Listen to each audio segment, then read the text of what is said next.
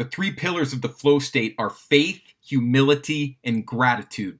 These three principles synergize cyclically from the microfractal all the way to the macrofractal in every dimension. So in this video, I'm going to show you how to ride that cycle. All right. So it starts with faith. Faith in what, dude?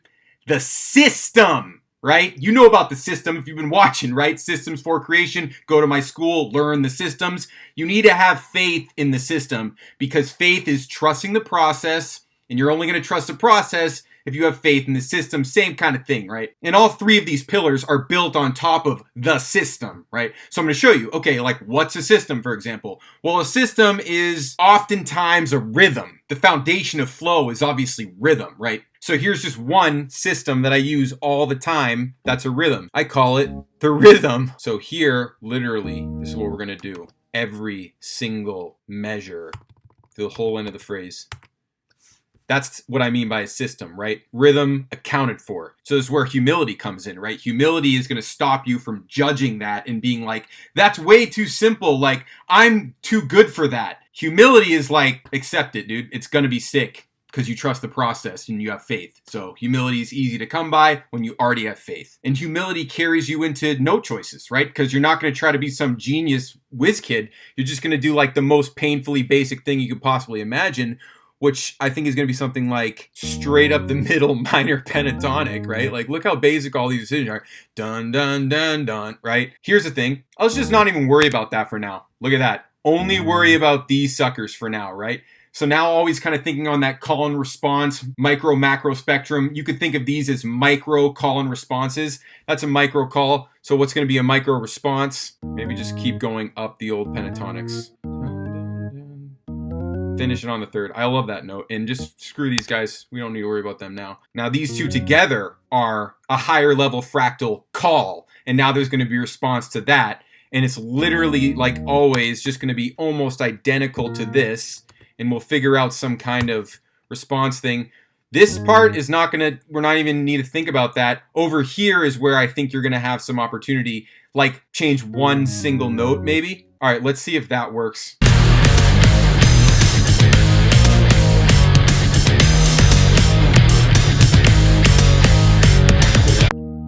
Wow! Yeah, the systems are powerful. And to me, that felt like it could just be developed even more. So I think literally, this is systematic faith and humility, right? Gratitude's coming. Wait. So you could think of this entire one as a call, right? And now this ends up being a response to that. So how is this response going to differ? You know, there's multiple angles to take, multiple dimensions to address. And I think it's obvious that like we can just now fill in this space here, right? Remember how we just didn't talk about those twos? Well, now we can talk about them here, right? I'll leave all that space, and then finally the space comes right before bar 5, right? Bar 5 is an important moment. So you're starting to like build up the intensity as the cycle comes back around. So maybe here, something like easy on guitar. I got the open D flat string up there, right? That's kind of cool, right? Open string, slam down on the 2nd fret right after. That's probably sick. Let's just hear that last bar. Yeah, that is actually too sick, right? And now let's just zoom out, right? And think about, okay, let's just carry this over, right? Building up intensity. Very predictable, and I'm leaving space here still, right? A little bit more room to build. And I actually think I'll leave the same space here and then just finish it off right here.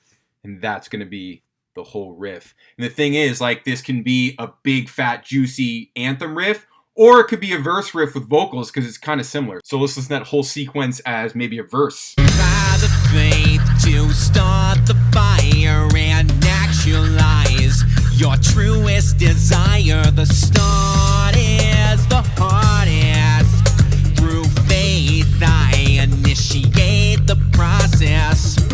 Yeah, dude. Right? It's all about arranging, dude. That's the dynamic possibilities, right? So there's gratitude. Gratitude is like, that is absolutely, are you kidding me? Like, my life is perfect, you know? All right, now on the second riff, we start the cycle all over again. And guess what? We're even deeper in the flow this time. So let's just take advantage. So I got faith in the system, right? So I already trust this system. This basic thing is honestly just going to be some kind of variation in the second riff. That's all it is, right? So let's start small, right? Let's start the variations subtle and small and build them in intensity. Always careful to expand the paradigm with respect to the listener's understanding. So that basically means same exact rhythm, definitely. Maybe some different notes though.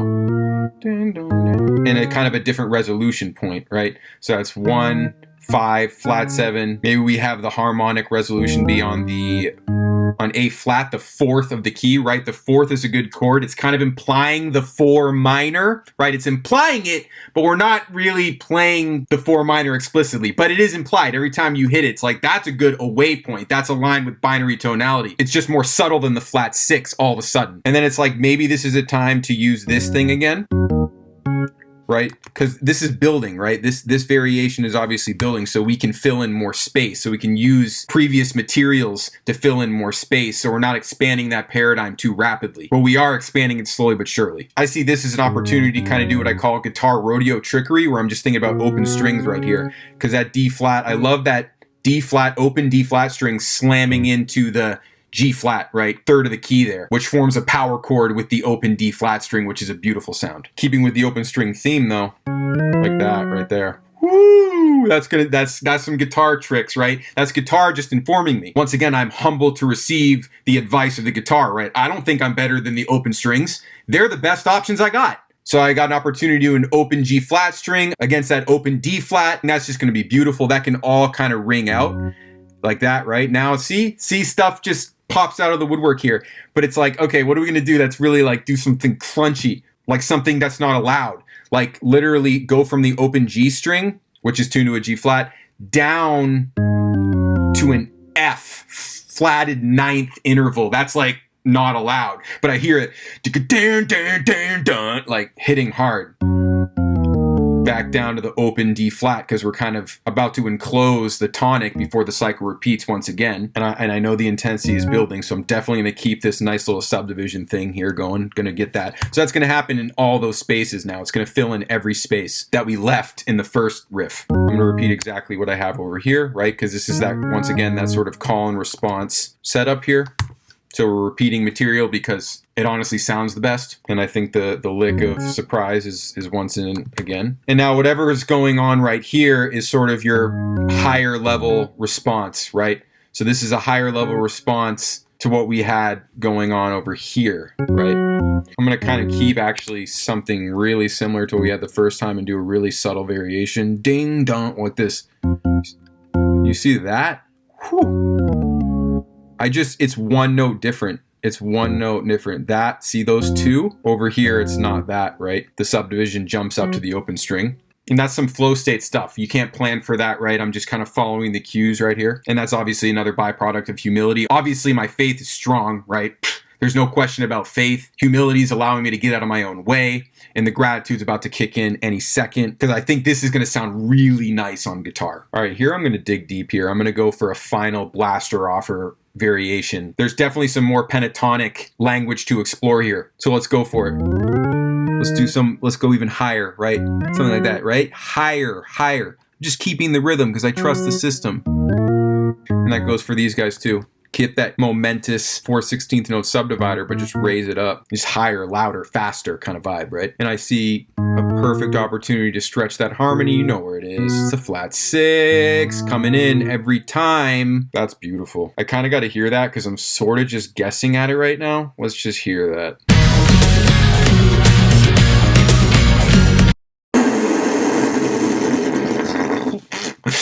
Wow. Okay.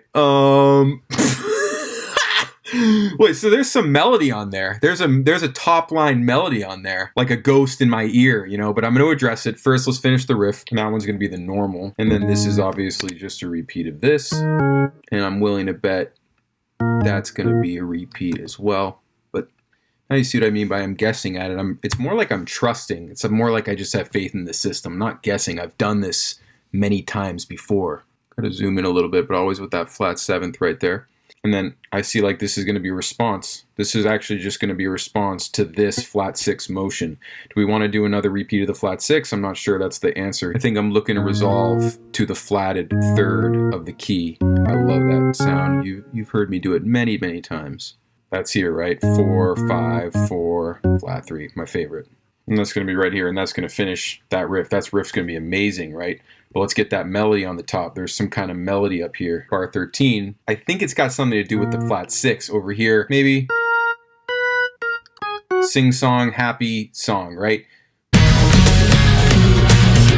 Yeah, you know what else is harmless, right? That's kind of the vibe here. Harmlessness. And resolving to the major third of the relative major. So very major, harmless, happy. Let's just hear that. It's impossible to go wrong. And then it's call and response always, right? And that's going to repeat. And now you're going to have this morph into some kind of response, obviously. What could that be? Always resolving back to that relative major seems to be a guiding principle in this melody. So let's maybe think about targeting the major third of the key. Let's somehow run into it though. Maybe something like this. Right, this. Right? That's it, right? Let's hear that. Absolutely, dude. Right? So there you go. There you go, dude. That's that whole new riff. Let's hear this, right? This is like variation, same system. Gratitude's about to blast me right up.